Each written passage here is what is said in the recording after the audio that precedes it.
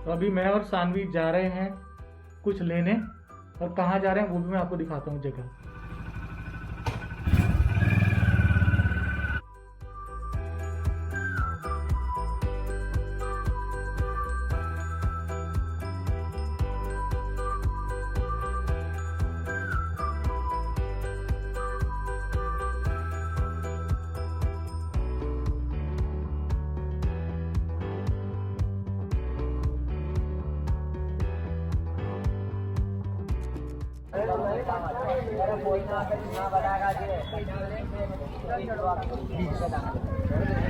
हम जो ये मार्केट घूम रहे हैं ना, ये है खड़क बाज़ार।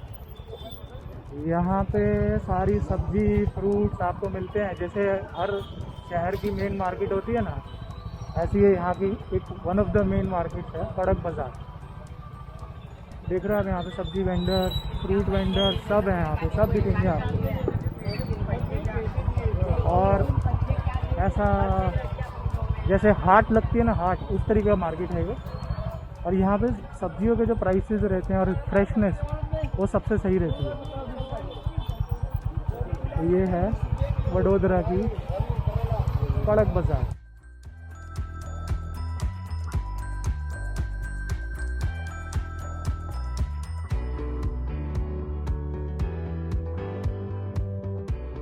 हम लोग एक्चुअली जो छिलके वाली मूंगफली लेने ही आए थे, पर वो यहाँ पे कहीं पे भी नहीं दिखी भी नहीं, मिलना तो दूर की बात है।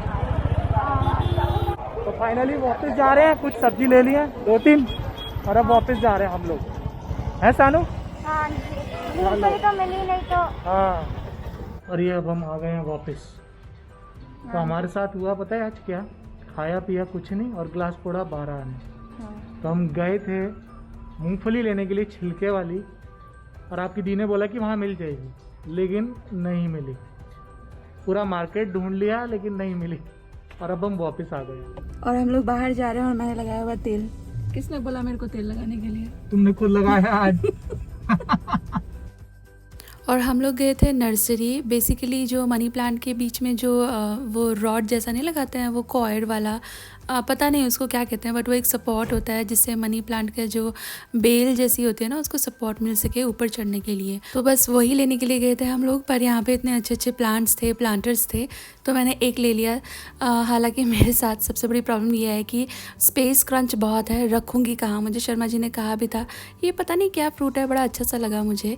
इतने सुंदर सुंदर फ्लावर्स, प्लांट्स एंड पॉट्स थे वहाँ पे। मुझे शर्मा जी ने कहा भी था कि कहाँ रखोगे, बट स्टिल एक तो मैं लेकर आई हूँ, आपको घर पहुँच के दिखाती हूँ। और सानवी खुशी का एक्साइटमेंट देखो, flowers he flowers. And they were like कि मम्मा क्या हम ये ले सकते हैं, क्या हम वो ले सकते हैं? तो मैंने कहा बेटा अभी तो नहीं ले सकते हैं, हाँ एक बार जब हमारे जो प्लांट्स हैं ना, उसको शायद मैं खाली कराऊंगी दोबारा, उसमें सीज़न के हिसाब से प्लांट लगाने का सोच रही हूँ। पक्का नहीं है, किसी दिन टाइम मिलेगा तो ये एक्टिविटी करते हैं, तो तब के लिए मैंने रखा हुआ है। फ़िलहाल तो वी एन्जॉयड प्लांट्स। थोड़े शॉर्ट लिस्ट भी किए हैं कि अगली बार अगर लाएंगे तो क्या क्या लेकर आएंगे।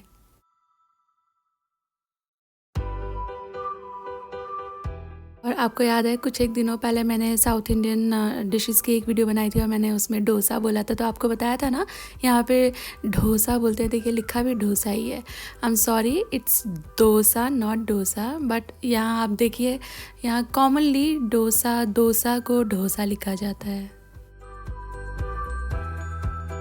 मेरा है 200। तुम्हारा 200 IQ है? मजाक हो रही है। अरे 200 है मेरा। सानवी कह रही है कि खुशी 5th ग्रेडर और 5 IQ है।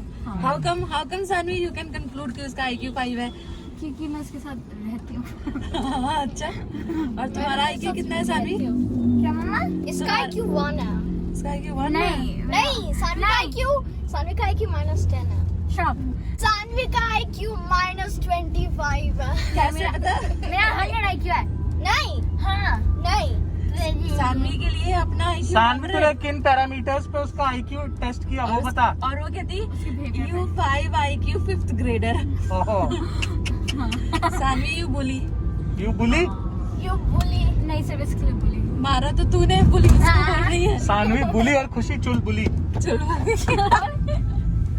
उसको मार के कहती है यू बुली। बताओ। वाह खुशी, वाह। और आपको दिखाओ, मैं ये लेकर आई हूँ मैं। लुक एट दिस, ये है स्नेक प्लांट, कितना क्यूट है। मैंने बेसिकली ना ये खरीदने का मन बनाया था। ये तो एकदम ही राउंड राउंड है। ये बेसिकली कप के शेप में थे, जैसे मेरे ब्लू वाले कप है ना, यहाँ पे हैंडल था। तो मैंने शर्मा जी को बोला कि मुझे ये ख़रीदना है, बट फिर बाद में ना वो थोड़ा सा प्रैक्टिकल नहीं लग रहा था, तो शर्मा जी ने बोला ये वाला ले लेने को। मैंने ये ख़रीदा और इसके अंदर प्लांट डलवाना ज़रूरी था। तो फिर ये है ना, इसे स्नेक प्लांट बोलते हैं ना, ये अच्छा होता है, इंडोर प्लांट है ये मैंने लिया। और पिंक पेबल्स, एक तो ये लिया है, I am so very happy about it. और एक और क्या लिया है, ये रख देती हूँ तो आप देखेंगे तो अच्छे से समझ पाएंगे।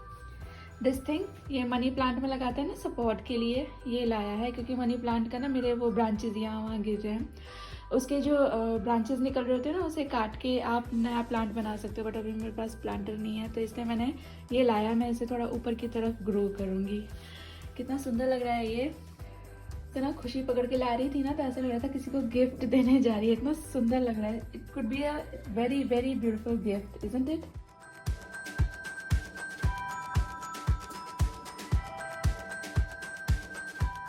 और मैंने है ना थोड़ा स्ट्रॉबेरीज़ लाया था। आजकल विंटर्स है ना, तो बहुत अच्छे स्ट्रॉबेरीज़ ईज़िली मिल जाते हैं। समर्स में तो बहुत ही ज़्यादा एक्सपेंसिव होते हैं, अगर कहीं मिलते भी हैं तो मैं विंटर्स में जब स्ट्रॉबेरी लेकर आती हूँ तो थोड़े से स्टोर भी कर देती हूँ, पूरे समर्स फिर काम लगते हैं। तो मैंने स्ट्रॉबेरीज़ को धो लिया है अच्छी तरह। इसके बाद इसको स्टोर करने से पहले सुखाना बहुत ज़रूरी है, तो मैं इसको टावल के ऊपर निकाल रही हूँ धो लेने के बाद अच्छी तरह से। इसमें से जो ज़्यादा राइप है ना, या जिन पे स्पॉट्स हैं, वो मैं अभी निकाल लूँगी। जो बहुत अच्छे वाले हैं, बहुत ज़्यादा राइप नहीं है, एकदम अच्छे स्पॉटलेस हैं, उनको मैं इस तरह से लाइन करके डब्बे के अंदर फ्रीज़र में डाल दूँगी। तो ये बहुत वक्त तक, साल भर तक आपके अच्छे बने रहेंगे। और फ्रोज़न हो जाते हैं तो इससे शेक्स वगैरह और भी अच्छे बनते हैं। तो ये जो स्ट्रॉबेरीज़ हैं डब्बे में जो गई हैं, ये जा रही हैं फ्रीज़र में। और जो थाली में मैंने निकाले हैं, इनको काट के मैं अभी सानवी खुशी के लिए शेक बनाऊंगी। दोनों के लिए मैं मिल्क शेक बनाऊंगी और मेरे और शर्मा जी के लिए चाय बना रही हूँ। तो एक तरफ चाय चढ़ा दूंगी मैं और इधर मैं मिल्क शेक बना लेती हूँ। बेसिकली मिल्क शेक भी नहीं है, ये स्ट्रॉबेरी शेक है। देखिए शेक्स, मिल्क शेक्स और स्मूदीज़ में बिल्कुल ही माइनर सा फ़र्क होता है। अगर आप दही डालते हैं या फ्रूट का क्वांटिटी ज़्यादा रखते हैं तो that will be a smoothie. अगर आप दूध ज़्यादा रखते हो, फ्रूट कम रखते हो, तो that will be a shake. और अगर आप उसमें आइसक्रीम भी डाल देते हो ना, तो that will be a milk shake. मोटा मोटा यही क्लासिफिकेशन है। प्रॉब्ली आपको भी थोड़ा और ज़्यादा इन डेप्थ नॉलेज है इस बारे में, बट मुझे कुछ एक सवाल आए थे कि सेम ही चीज़ें आप डालते हो, फिर किसी चीज़ को स्मूदी, किसी चीज़ को मिल्क शेक और किसी चीज़ को दैट फ्रूट शेक क्यों बोलते हो। तो यही डिफरेंस है। और आज मेरे पास आइसक्रीम नहीं है, तो मैं सिर्फ स्ट्रॉबेरीज़ और दूध से शेक बनाऊंगी, तो this will be strawberry shake. तो इसके लिए मैंने सारी स्ट्रॉबेरीज़ को साफ़ करके मोटा मोटा चंक्स में काट लिया और एक बहुत अच्छी ज़्यादा राइप वाली स्ट्रॉबेरी को थोड़ा छोटा छोटा काट लूँगी। ये है ना गार्निश के लिए मैं बाद में इस्तेमाल करूँगी, इसलिए मैंने सबसे ज़्यादा पकी हुई रेड वाली ली है, क्योंकि ये चंक्स खाए जाएंगे ना तो स्वीट हो तो अच्छा है। स्ट्रॉबेरी आप कितनी भी अच्छी ले लीजिए, कितनी भी लाल ले लीजिए, उसमें अपनी खटास रहती ही है। आप उसको एज इट इज़ खा लेते हैं तो खा लेते हैं, बट अगर आप उसका मिल्क शेक बना रहे हो, स्मूदी बना रहे हो, कुछ भी बना रहे हो ना, तो आपको उसे आर्टिफिशियली स्वीट करने की ज़रूरत पड़ती है। तो यहाँ पे मैं दोनों बच्चों के लिए बना रही हूँ शेक। तो मैंने यहाँ पे 2 चम्मच चीनी लेकर पाउडर कर लिया है। और अब ये जो पाउडर्ड शुगर है, इसमें मैं जो स्ट्रॉबेरी के चंक्स थे बड़े वाले, वो ऐड कर रही हूँ। और इसके बाद ये सारी चीज़ें, मतलब चीनी और स्ट्रॉबेरी को मिला के पीस लेंगे, एकदम ही फाइन स्मूदी बना लेंगे। स्मूदी से मेरा मतलब है प्योरी जैसा। और इसमें फिर 2 ग्लास मैंने बनाना है शेक, तो मैंने उतना दूध डालकर सारी चीज़ों को एक साथ चला दिया और ये बिल्कुल ही आसान वाला और बहुत हेल्दी वाला स्ट्रॉबेरी शेक तैयार हो गया है। गिव दिस अ ट्राई, आपको अच्छा लगेगा। सानवी खुशी को तो बहुत ज़्यादा पसंद आते हैं किसी भी तरह के शेक्स और मिल्क शेक्स। सानवी खुशी, इधर आओ।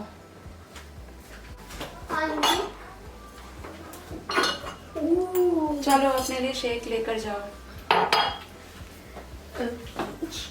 Thank you.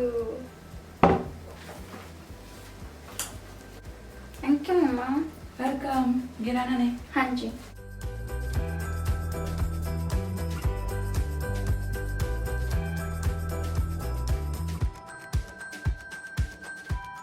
Hi hi everyone. और कल नहीं शायद परसों का जो वीडियो था वो आप लोगों ने बहुत पसंद किया, मेरी बातें आपको मोटिवेशन लगी।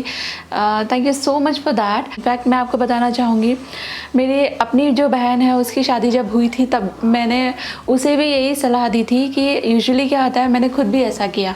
मतलब शादी हो जाती है, उसके तुरंत बाद फिर घर की जिम्मेदारी, प्रेगनेंसी, बेबीज़, ये होता है ना। तो कुछ तो हमारे समाज का नियम भी ऐसा ही है, कुछ हम फीमेल्स भी अपने लिए यही रूल्स बना लेती हैं। एंड इनफैक्ट हम और जिन फीमेल्स से सराउंडेड होते हैं वो लोग भी समहाउ यही अनस्पोकन अनरिटन रूल्स को फॉलो करते हैं कि बेबी आना है तो मम्मी को ही जॉब छोड़ना पड़ेगा, बेबी को मम्मी ही संभालेगी। तो आई अंडरस्टैंड कि बच्चे को माँ ही सबसे बेहतर समझती है, लेकिन करियर दोनों का होता है, पापा मम्मी दोनों का करियर होता है। एंड इन मैनी केसेस जो मॉम्स होती हैं वो बेटर पेड जॉब भी कर रही होती हैं, बट देन हमारा समाज ऐसा ही है कि अगर somebody has to quit the job it has to be mommy. वो मैंने भी फेस किया, मेरा वो खुद का ही डिसीजन था, थोपा हुआ नहीं था, क्योंकि मेरे बच्चों को और कौन देखेगा अच्छी तरह। मैं मेरे बच्चों के लिए किसी पे भी भरोसा नहीं कर सकती हूँ, तो इसलिए I also quit my job. लेकिन उसके बाद जो लाइफ हुई है ना, मैं बचपन से कैसी रही हूँ, मैंने अपने आप को क्या सिखाया समझाया है, कॉलेज जाकर मैं कैसी रही हूँ, देन मैं कैसे अपना करियर बनाया है, वो सब समवेयर कहीं पीछे छूट गया। पुनर्जन्म बोलूँगी मैं, एकदम पुनर्जन्म जैसी ज़िंदगी हो गई एकदम ही। आप कुछ तो हमारे hormones also play a lot a big game कि हम मॉमी बन जाते हैं तो पता नहीं कैसा दिल बहुत ही कोमल हो जाता है। मैं जब कॉलेज तक भी मैं जैसी लड़की थी ना, तो मैं बहुत ज़्यादा सॉफ्ट, मैं इमोशनल हूँ हमेशा से, लेकिन बहुत ज़्यादा सॉफ्ट हार्टेड उस तरह की मैं नहीं थी। मैं ज़्यादातर दिमाग से काम लेती थी। बट जब से मैं मम्मी बन गई हूँ, वॉशिंग मशीन का आवाज़ आ रहा होगा शायद आपको, कपड़े धुल रहे हैं मेरे। जब से मैं मम्मी बन गई हूँ, पता नहीं क्यों मैं बहुत ज़्यादा ही सॉफ्ट हार्टेड हो गई हूँ। अपने बच्चों के लिए, अपने लिए, दूसरे के लिए भी मुझे बहुत जल्दी फीलिंग आ जाती है। ऑल्सो मैं बहुत ज़्यादा टची हो गई हूँ। पहले मैं अपने आप को हर चीज़ समझा लेती थी, लेकिन अभी पता नहीं क्यों चीज़ें थोड़ी सी मुश्किल होती हैं। समझा मैं अब भी लेती हूँ, बट एज आई सेड, ये मेरा दोष नहीं है, ये the world outside me, the world I am surrounded with का भी इशू नहीं है। It's all about the hormones that we females have.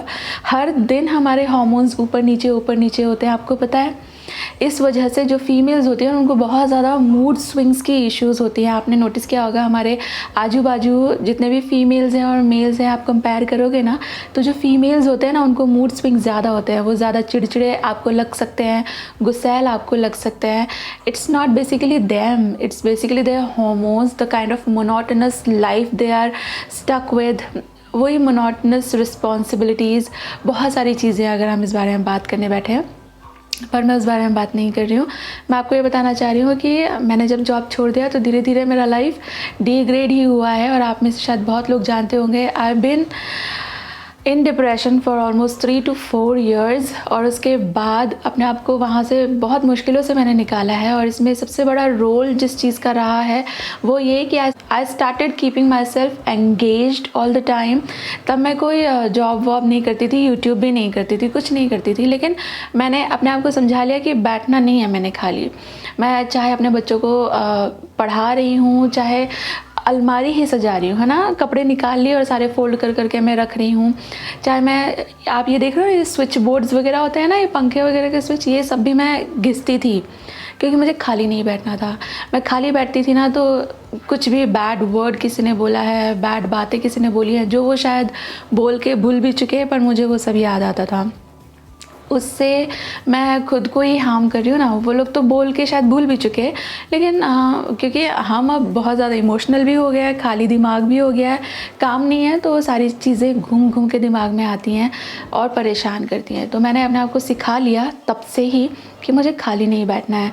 अगर मैं बेड पे, सोफ़ा पे बैठी भी हूँ तो मेरा दिमाग ऐसा खाली नहीं होना चाहिए कि मैं किसी की बातें सोच रही हूँ। मेरे साथ ऐसा जब भी होता है मैं खुद को बिज़ी कर लेती हूँ, कुछ भी हो as little as putting up a lipstick, I tell you।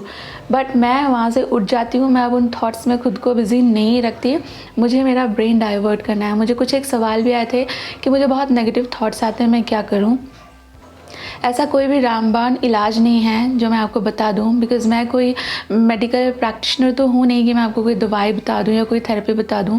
जो मेरे साथ जो एक्सपीरियंस मेरा रहा है, ऑब्जर्वेशंस रही हैं, वही मैं आपको बता सकती हूँ और उसी के बेसिस में मैं आपको बता रही हूँ। नेगेटिव थॉट जब भी आपको लगे कि आ रहा है, देखिए थॉट आने पे हमारा कंट्रोल नहीं है, पर थॉट देने पे हमारा कंट्रोल है ना। If I am not confusing you, कोई चीज़ हमारे दिमाग में आ रही है वो हम कंट्रोल नहीं कर सकते। कुछ भी देख कर, सुन कर, इनफैक्ट स्मेल करके भी हमारी मेमोरीज ट्रिगर होती हैं। तो अगर आपको वो थॉट आ रहा है तो उसके बारे में कुछ नहीं किया जा सकता, बट आपको पता तो चलता है ना कि अभी मैं उस XYZ के बारे में सोच रही हूँ जिसने मुझे बैड मेमोरी दिया है।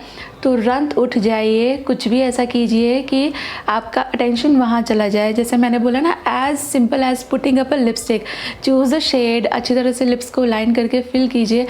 आप मानिए मत मानिए, पर उस मिनट के लिए ना आपका दिमाग वहाँ से हटके लिपस्टिक परफेक्टली मैं लगा रही हूँ ना, वो आपने गौरव गेरा देखा है, चुटकी वो यहाँ तक लिपस्टिक लगाती है, आपका दिमाग ऑटोमेटिकली वहाँ चला जाएगा कि मेरा लिपस्टिक फैल तो नहीं रहा है, काजल लगा लीजिए, कुछ पकाने लग जाइए, कुछ करने लग जाइए। लाइक मेरे कहने का मतलब लिपस्टिक लगाना नहीं है, मैं सिर्फ आपको importance of the other activity at that given point of time वही बता रही हूँ।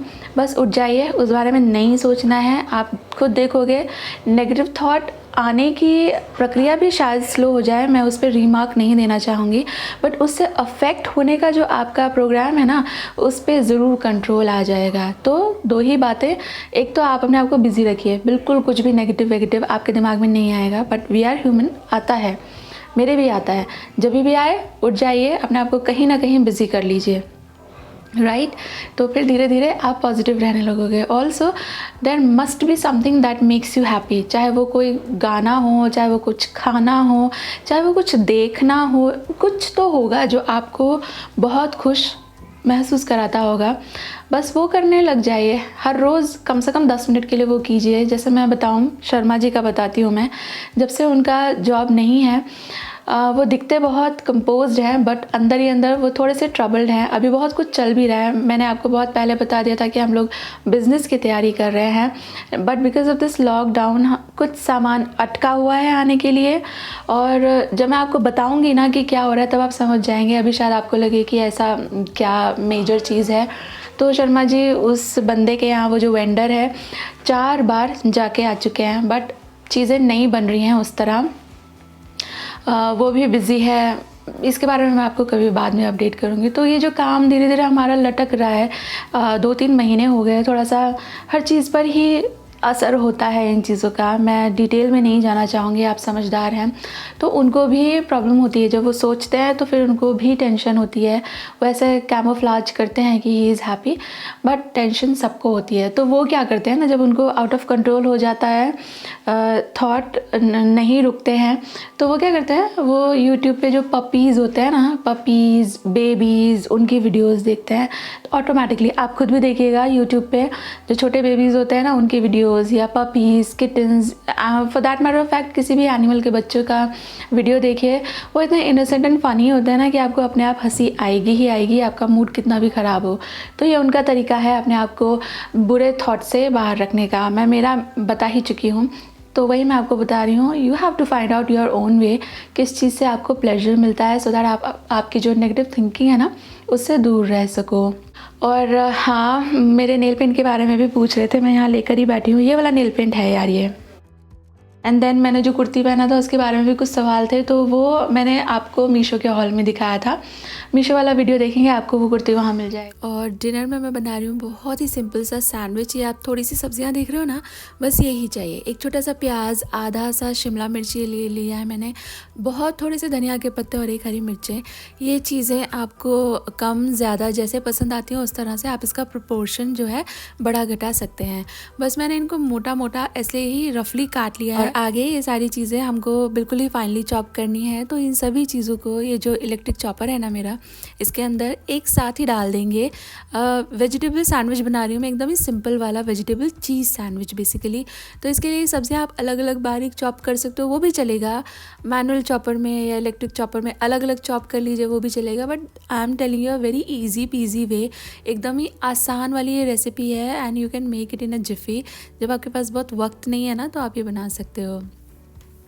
सारी सब्जियां एक साथ काट लिया है, इसको एक प्लेट में मैं अभी ट्रांसफ़र कर दूंगी।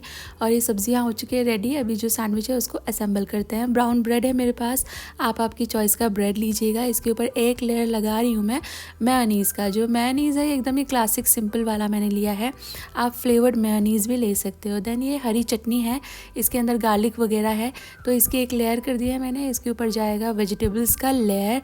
आप इसमें ना चाहे तो टमाटर वगैरह जो भी वेजिटेबल आपको सैंडविच में खाना पसंद है वो डाल सकते हो।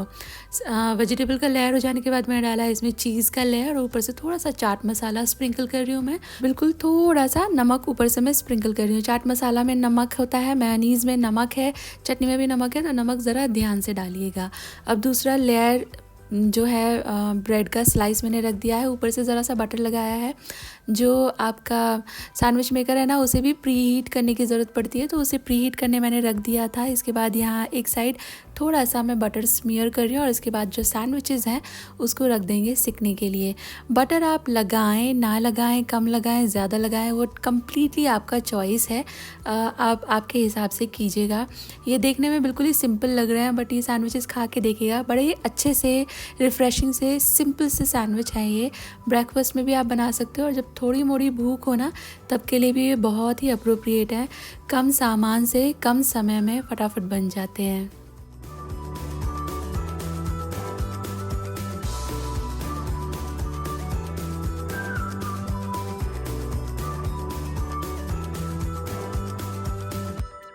और मैं आपको एक सैंडविच काट के दिखाती हूँ। ऊपर से तो बहुत अच्छा क्रिस्पी हो गया है, अंदर जो वेजिटेबल है वो हमने काफ़ी बारीक काटी थी, और जो वेजिटेबल है उसको एज सच कम्प्लीटली कुक करने की ज़रूरत भी नहीं है, वो थोड़ी सी क्रंची रहती है तो अच्छी लगती है।